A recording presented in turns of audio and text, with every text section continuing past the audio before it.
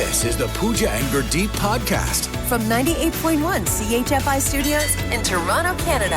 Hey Toronto, this is Ed Sheeran. This is Kelly Clarkson. Hi, this is Bryan Adams. This is Adele. This is Madonna. It's Michael Bublé, and you're listening to the Pooja and Gurdeep Show. It's fun. They're amazing.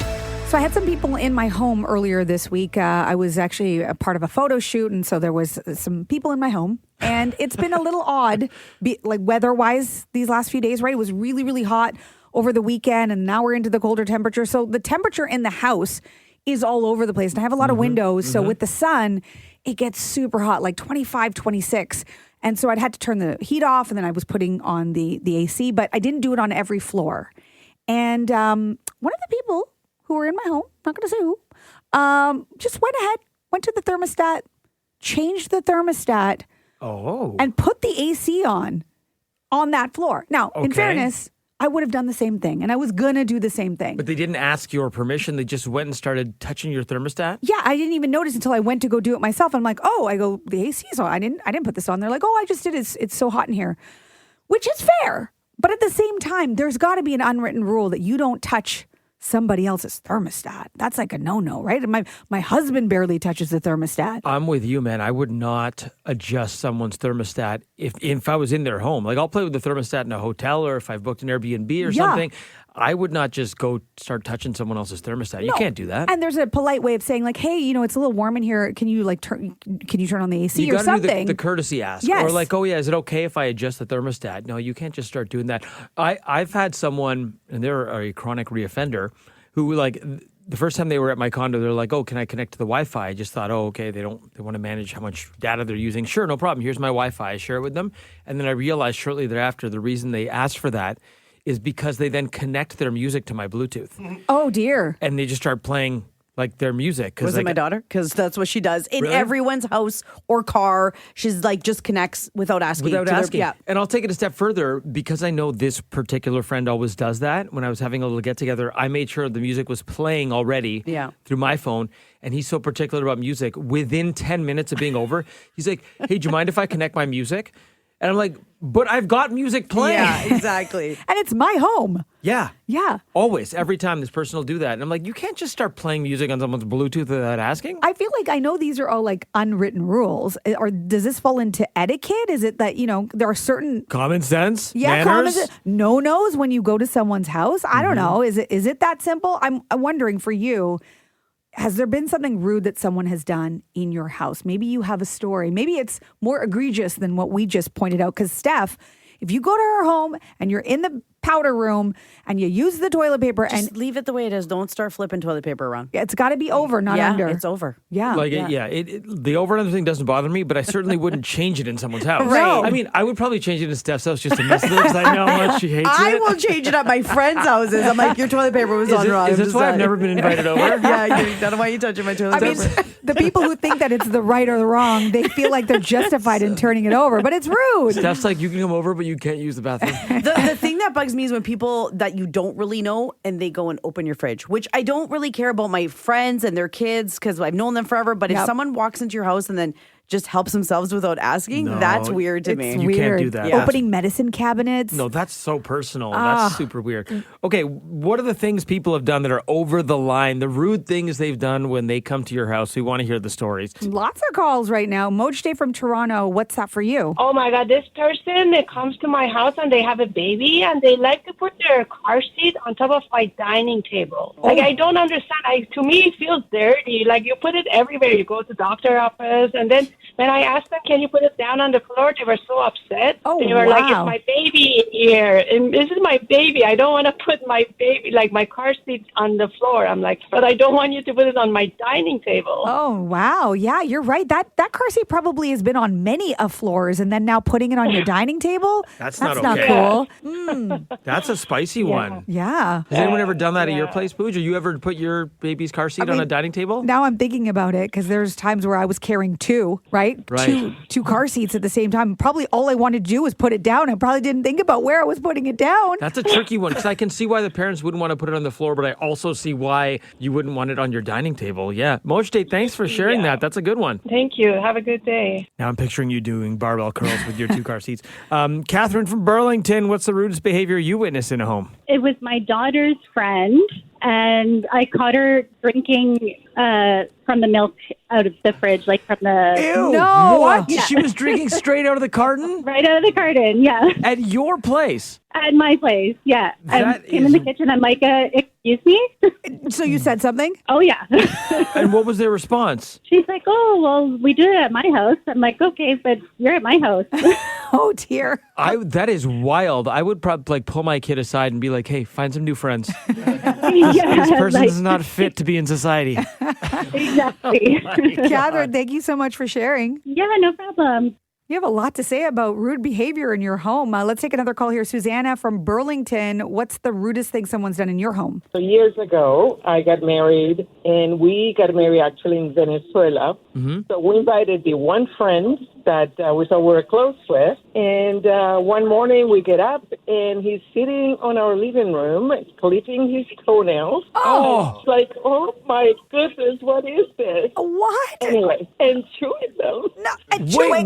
Wait, what? Hold on. Clipping the nails on the couch and then chewing. Toenails. Oh, my gosh. Okay. This is not real. Are you serious? I'm dead serious. My dad actually couldn't stand him anymore, and he asked me, either you leave or I put you in a plane myself. That's Oh, my wild. God. Oh my gosh, Susanna. Thanks for sharing. You guys have a good day. From CHFI Studios, It's the Pooja and Gurdeep podcast. now, Pooja and Gurdeep's Shower Thoughts.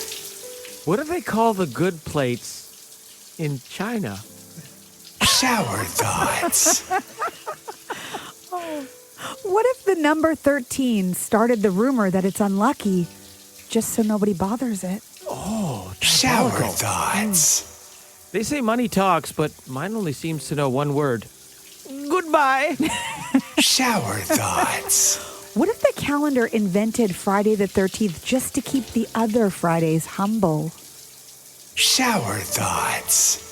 The show Unsolved Mysteries could probably just be called Mysteries.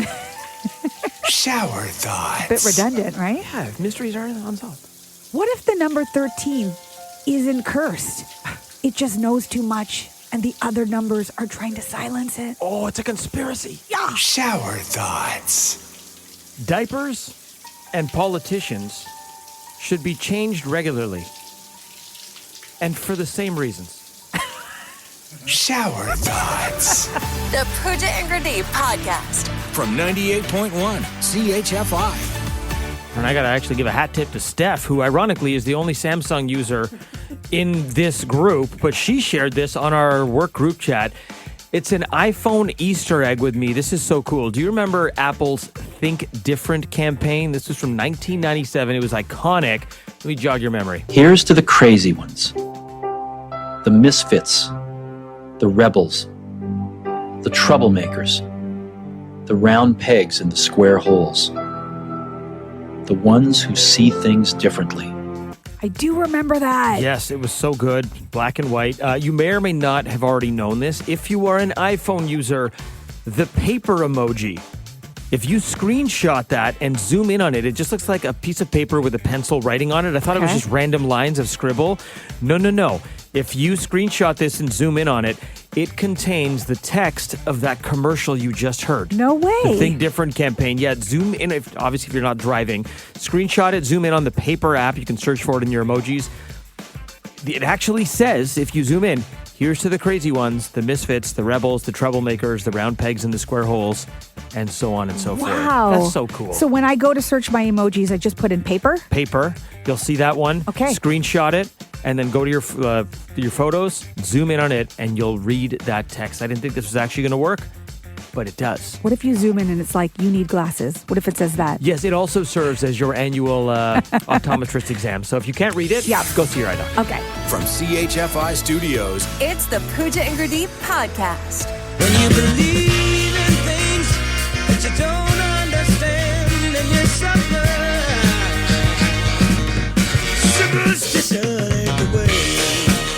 song. Superstitions, song. Friday the 13th. There was a bar we used to go to in Hamilton during my Mac days called Absinthe, and every Wednesday they would do a Motown night. Oh, yeah. And like, you know me, I don't love dancing. But you could not tear me off the D floor on when we would go and you couldn't leave because it was one banger after another. It was all Motown hits. It was songs like that. And Motown just has a way of putting you in a really good mood. Even the sad songs. Oh my God. It's like I'm not even voluntarily moving my body. It just happens when that comes on. It's so good. It's Friday the 13th. Are you superstitious? This is kind of crazy, Pooch, because we just had a Friday. If you're like, didn't we just do one of these? Yeah, a month ago. Friday, February 13th, we had one. Today's a Friday the 13th. And we got a hat trick of Friday the 13th. So the next one is November 13th of this year. I don't know why we think they're somehow rare if we're getting like 3 a year. 3 feels like a lot. But 3 unlucky days of the year because, of course, it's associated with not being lucky. There's a lot of superstition there. And there's a lot of sort of fun facts around Friday the 13th that we want to share with you. So here in Ontario, we have the Port Dover Friday the 13th motorcycle rally that happens every year. But it's like 100,000 riders who come to Port Dover.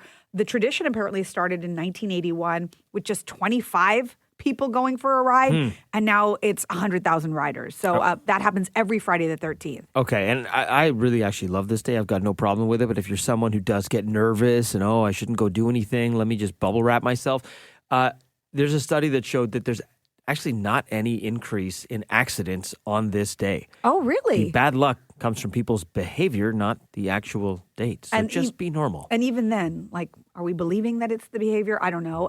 Also, a lot of buildings, right, whether it's a condo building or, even any your workplace even, they skip the 13th floor because of this long-standing superstition, which is silly because it still is technically the 13th floor, right? Yeah, I know. It's one of those weird we're things. We're all just pretending. And some streets don't have a number 13. The street I used to live on didn't have a 13. Months with a Friday the 13th always start on a Sunday. So if you look, February and March both started on a Sunday. Oh, interesting. Okay.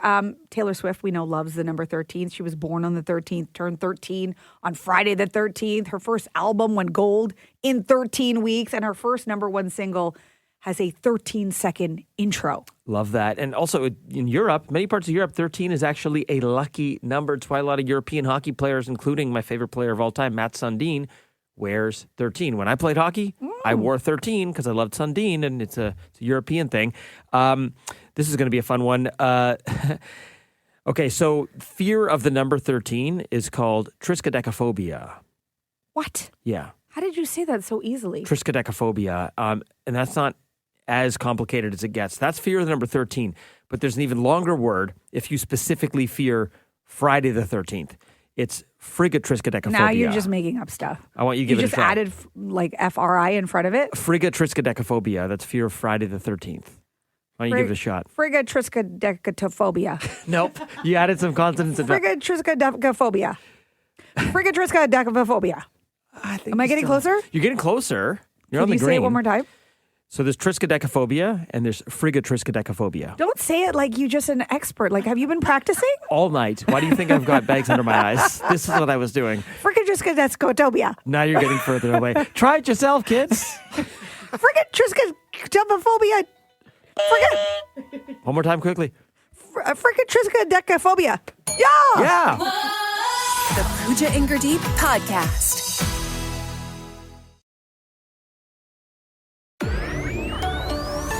This is the Pooja and Gurdeep podcast. If you've been avoiding your WhatsApp group chats because there's 8 billion unread messages and you just don't have the heart to click on them and try and catch up in a chat, Pooja, why are you I'm looking looking at you me? because you never open WhatsApp. You're the one who avoids the group chats. We have a work group chat which can go on for weeks without the double blue check mark because, Christopher's checking, Steph's checking, I'm checking. Pooja guy's got her head in the sand, in the WhatsApp You sand. guys will create polls just to see how long it takes me to weigh in on the poll. We created a poll in our chat being like, when will Pooja read this? And it was like, by the end of the day, by the end of the week, or like never. I'm guilty of this. So what do I need to know? Okay, so I am also somewhat guilty of this. I'm in a lot of group chats, and there's one that just I cannot keep up with. It's with all my buddies, and they talk about everything from like politics to world events to jokes to sports to Toronto things. It's a really intelligent group. I learn a lot from it. But if I don't check it for a couple days, it's like 300 unread messages. No way. Yeah, I'm like, don't all these guys have jobs? How are they? How are they doing this? So I opened my WhatsApp, and yesterday I finally went, oh, God, let me just click on this chat just to get the number down because the number bothers me. Why does it never bother you? Because if it's like unfinished business. It's like clutter. It's like you see a giant 300 next to the app. I'm like, I have to clear it. Okay. My brain I think a lot of people's brains work that way. So if you open up your WhatsApp, I know you probably have lots of these because you don't check any chats, okay? This was a game changer, okay? Pooja, I want you to find the chat with the most unread messages right now. What is it? And you can try this as well if you're not driving and you're listening. I have one chat that has 94 unread messages. Okay. Click on that chat right now and look for a button that says AI Summary or AI Summarize, middle of the page. See that? No. It's there. AI. Summarize with AI. It's in the chat. It's in the chat. Oh, yes. Yeah. Summarize 11 unread. Okay. Click it. Okay. Okay. Get more done with an AI private process. So say it. Continue. Yes, continue. And this provides a summary of everything you've missed in one succinct little package, a few bullet points, everything you've missed so you can chime in. You don't have to go through, what did you say, 94 messages? Yeah. So tell me, what is this? What chat is this? It's the cousins. So read chat. me what it just gave you. Happy New Year wishes. Wow! Are exchanged among friends. Uh-huh. They share congratulations and well wishes after a great game. Wow. They talk about the winter storms. Yeah. That's it. Okay. Wow. So that catches you up on everything in a brief summary. So if you've been avoiding that group chat with so many messages, just hit that. I discovered this by accident yesterday. I'm like, AI summary. So what is your, after 300 missed messages, what does yours say? It was, I mean, I can't share all of it because some of it gets offside, but it was like they're talking about world events, talking about the war, talking about Gurdeep. Jokes, talking about this person offered this, talking about AI. It was a million different things. It's like this person made this joke on this. Oh and my I'm like, gosh. sweet, I'm caught up. Wow, I love that. So is this going to get you back into the group chat? I mean, if I could just get AI to summarize everything that's going on, sure. Now, if only you could just get AI to send your messages too, because you're too lazy to do that. To reply for me, which is like, yep, you got it. I hear you. By the way, every group has a Pooji guy, so if you're listening, you're welcome. From CHFI Studios, It's the Pooja and Gurdeep podcast.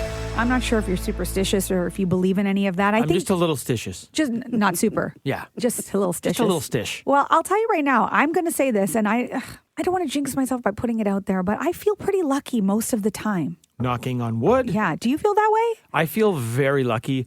As the kids would say, #blessed. Yes. Yeah, that's how I feel in general in life. I think I've been very fortunate. I think I'm fortunate to be sitting here doing this show with you and Steph and Fishtover. Yeah. And, in general, I think we sort of have that, attitude of gratitude. However, there are certainly people who feel unlucky. Like they feel like if something's going to go wrong, it's going to happen to them. I'm trying not to look over at Steph right now. I don't know what There's you're a whole talking about. segment built around Murphy's Law, Steph, called What's Bugging Steph. But we often talk about things that are bugging you. But one of the things that you have to admit is giving you more problems than it has helped you is your car. Yes. My car, which started off with the mechanic I had originally, he was the problem. And then he found this car for me when I needed a car. And this car has been a lemon since day one. Is it the most cursed purchase you've ever made in your life across the board? Yes, something that I've purchased, not someone that's just come into my life. Yes, this is the most cursed purchase. So if we were asking about cursed people, you would have a separate the list? The list is long. Wow. How many cursed lists do you have? Cursed people, cursed jobs, items, gems, cursed gems. Cursed gemstones. But people certainly feel that a lot of people, you're not alone. A lot of people do feel that way about their car, or maybe it's something else. Maybe it's something else you bought that you're like, just doesn't work for me. Like, I'm going to tell you right now, I have one. Coffee warmer. No, that was just worse. What about purchase. your coffee machine that you don't really like? That's true. It's not like cursed. It's not like it just doesn't give me a good cup of coffee, and it was supposed to. Do you actually have a cursed purchase? So I feel like any of those fitness trackers, I feel like they're cursed for me because they never do what they're supposed to do. You have to do the fitness for them to work. Maybe. They don't do what they're supposed to do. You got to do the fitness, Mooch. It's not going to tell you that you ran 5K if you're sitting there eating chips watching reality on a shows. couch covered in Lay's. And you're It's like, this come on, doesn't Tracker. work. Why are you at 200 steps, Just Tracker? saying, for some reason, it doesn't seem to be accurate. I feel like I'm outputting a lot of energy, and then it did this whole thing with my heart rate, which I don't think was accurate, and I can never open the app, and it never syncs. Like, it's a whole problem. I've had 3 now that I've had to get rid of because of My curse. Let's look. What's been the tracker. consistent thing? The trackers have all changed. The human has stayed the same. The behavior has stayed the same. Why doesn't it know I'm still burning calories on the couch watching reality TV, eating potato chips? The most strenuous thing you've done in weeks is try to open that jar of pickles. You're like, oh, my heart rate's up. This is great. I'm like, I'm not in zone 2. What's the problem? So we want to know, what's the most cursed purchase you've ever made? Steph, it's her car. Pooj, it's all her fitness trackers. Your fitness trackers are probably talking, saying you're the most cursed human they've ever been attached to. That's not the question. Right. What's the most cursed purchase you've ever made? Laura from Toronto, what's it for you? The number one thing is my car, and I still have it. 2012 is when I bought it brand new. It's been nothing but problems, but it's my car, and I won't give it up. So what happened? Well, everyone keeps hitting it. Or it gets hit when it's parked. Oh, no. Everyone keeps hitting it. Okay, Laura, I'm gonna use some of the same logic I used here with Pooja and her fitness tracker, okay? The car keeps being involved in accidents. The one consistent theme is that you're the one driving the car. Is it possible that you might be the problem here? Yes, my kids said the same thing. Mom, it's you. I'm like, but I didn't need no one. When people get in accidents, they're like, whose fault was it? They always say the other guy. It was the other guy. Are you the other guy? No, I'm at a red light. I'm minding my own business. 30 days later, again and again and again. Oh, Laura, it's cursed. It builds character. Yeah, lots of character. Thank I love you this car. so much I for love sharing. It. You're welcome. Bye-bye. Lots of text on the text line as well. Allison from Port Perry saying, when I was a kid, my brother had a Furby he got for Christmas. It would go off in his closet in the middle of the night with its creepy little voice. Oh, that is so creepy. Oh, cursed. That sounds cursed. Okay, Catherine in Toronto, what's your cursed purchase? A very expensive one, I should add. It's our condo. A cursed condo? Yes. So luckily we were able to sell it 2 years ago. When we bought it, we thought the world of it. And when we got in, everything went wrong with that place. No. The elevator was always down. The garbage chute was always down. Our neighbor was just one of those neighbors where, like, it was a rental. Like, we were the owner, but theirs was a rental, and they were just doing everything in their power to ruin their unit. Oh, no. So they were just making all this noise, and it was just crazy. Oh, no. How long did you own it for, Catherine? About 3 years. Oh, my gosh. And you managed to get out? We did manage to get out before everything went down. So Okay. Well, at least that's a blessing. You didn't sell that's now. a blessing, yeah. Yeah, for sure. And as part of the promotional material for selling the condo, did you let them know it was a cursed condo? Definitely not. Okay. Just that would have sucked. 600 square feet of cursed space. Yeah, right? Catherine, thanks so much for sharing. Thank you. Have a good day. Now, the text coming in 981-981, your most cursed purchase. Barbara in Richmond Hill says, purchased a small movie camera, mistakenly programmed it in Korean. Oh, no. Now can't get it back to English mode. Oh, no. So she's just got a movie camera that only speaks to her in Korean. All right, let's take one more call here. What is your most cursed purchase? Elizabeth in Georgetown. I'm with Steph. I had a car that bought it brand new. Off the lot, there was damage to it. One of my front lights didn't work. Oh, no. So brought it back. They fixed it. Took it home. 2 weeks later, car would not turn off. What? Off? Wouldn't turn off? Yeah, would not turn off. Oh, no. I know, and I took a video of myself because it was a push-button start. I had to wait for the guy to come, and I showed him the video saying, look, I cannot turn it off. He touched the button, and it went off. Oh, of course. That always happens. That's the way it goes. Yeah. And then what? It just consistent damage. Every other week there was something else. And then you sold it, and then I bought it. We connected the dots on this story. Thanks, Elizabeth. Thanks a lot. Elizabeth. No problem. Thanks so much for the call, Elizabeth. Have a great day. The Pooja and Gurdeep podcast. From 98.1 CHFI. The Daily Double. With Pooja and Gurdeep. So we got 2 stories you need to know. What do you have, Gurdeep? What if I told you we could be getting cruise ships on Lake Ontario pulling up to the south end of Yonge Street? That just seems odd to me. Feels weird, right? Yeah. Yeah, that's sort of my response too. Kind of cool as well, though, maybe. A new marine terminal could be coming to Toronto. The Port Authority has officially issued a request for proposal to construct a multi-use massive marine terminal right at the south end of Yonge Street there. It's currently a parking lot. Okay. This could potentially welcome in cruise ships. Destination Toronto, which is a local tourist organization, says this would be an iconic gateway to the city, a landmark. It would include not just a marine terminal, but a public plaza, a pier anchored by some type of signature architectural landmark. Okay. So that part makes me go, okay, cool. Like another visual thing to associate with Toronto. I kind of like that. We like attracting tourists. That's not a bad thing. We do, and that's part of the argument for this, saying it would accommodate cruise ships and recreational boaters and potentially tourists. I don't know. Like, I love a long boat day on Lake Ontario. I do that in the summer sometimes, but can we accommodate cruise ships? Like, is Carnival Cruises, Royal Caribbean, and MSC, are they pulling up on Lake Ontario? I have a hard time picturing that. And this is only in the summer, or do they come in the winter too? When, like by the lake. I mean, winter cruises are a thing. There's Alaskan cruises. I don't know. And I love Toronto. No shade. I just don't know that this would be something you plop down in Lake Ontario and have like massive cruise lines coming into Toronto? Yeah. I mean, if you build the infrastructure for it, and again, I don't know how we're paying for that and how that all works, because obviously that's when we get into discussions about what we're doing with our money. But if the infrastructure's there, then it could work. Yeah, maybe you just Field of Dreams it. Like, if you build it, they will come. But I don't know. I'm sort of two minds on this one. Okay. Guess we'll see. Cruise ships. What do you Interesting. think? Okay, there's a new report out that says Gen Z, and if you need a reminder, Gen Z's between the ages of 14 and 29. Okay. They are relying on mommy and daddy a bit too much to help them secure jobs. The report found 50% of them have their parents write their resumes, and 21% actually have their folks contact prospective bosses directly. With AI, though, why aren't they just using AI to write the resume? Well, yeah, you don't need mom and dad. A lot of hiring managers are fed up with it, saying, please stop asking your mom to come to my office or contact my assistant. There's another survey that found similar results. The poll found that 44% of Gen Zers get their parents' support for resume and CV writing, while 1 in 5 task them with contacting their employer or recruiter for a position.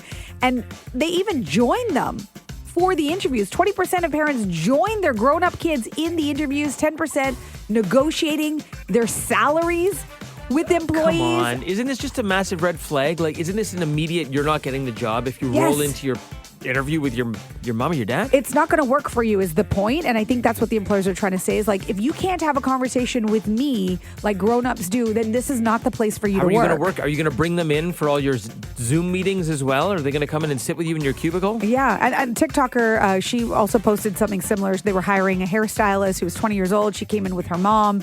The whole thing was awkward. And then in the comment section, so many executive hiring managers writing in saying, like, this needs to stop. Like, please know that you will not get the job if you do this. Okay. So part of me thinks Gen Z is going to be the generation that fights through and gets this 4-day work week. They will be. They will be. But then I hear stories like this, and I don't have much faith in achieving much. I mean, if anything, Gen Z is very good at disrupting spaces. So let's get that 4-day work week, Gen Z. Yeah. Thanks for listening to the Pooja and Gurdeep podcast. Listen to Pooja and Gurdeep live weekday mornings from 5 to 9. Only on 98.1 CHFI. Toronto's perfect music mix.